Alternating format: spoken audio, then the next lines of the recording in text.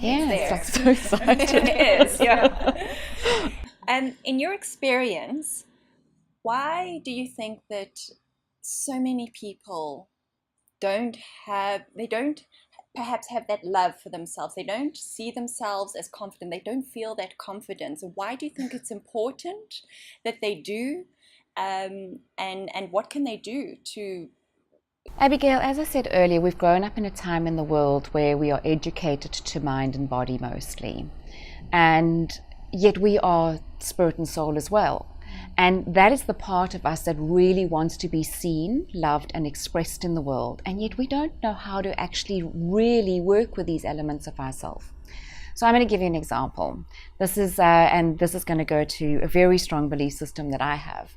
When your child is not excelling at maths, please don't send them for extra maths. We're crushing the spirit.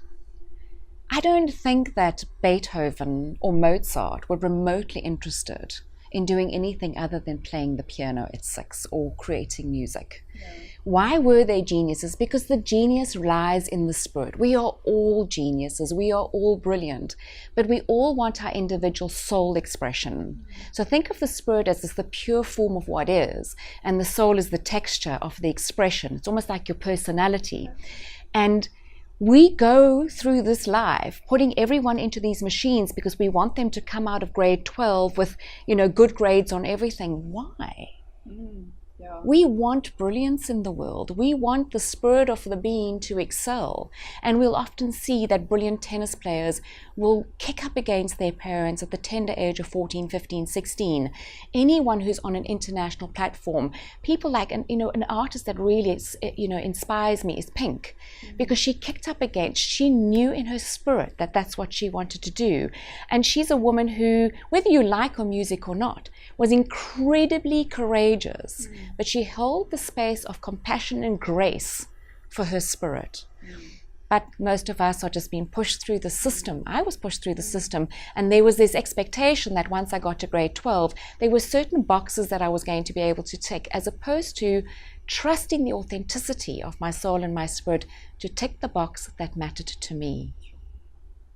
So that's why I think we lack confidence, because who that doesn't want to do maths, or whose spirit doesn't want to do maths, and you send that kid off to go do extra maths lesson, and all we do is completely bludgeoning them all the time and crushing their spirit and taking them away from their truth, and try to make them mediocre at maths. Let them fail maths. Let them fail maths. Let them excel at what they're good at.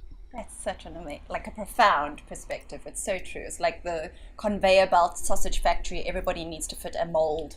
Well, we look at the schooling system in terms of its traditional sense, the way that it exists in the Western world. We see more and more schools that are pushing towards education that allows for the soul and the spirit to be nurtured. And I think even the schools that are out there are still very much in their infancy in terms of really understanding what it's about. But it's why there's so many more people in the world like me that are wanting to bring this message forth.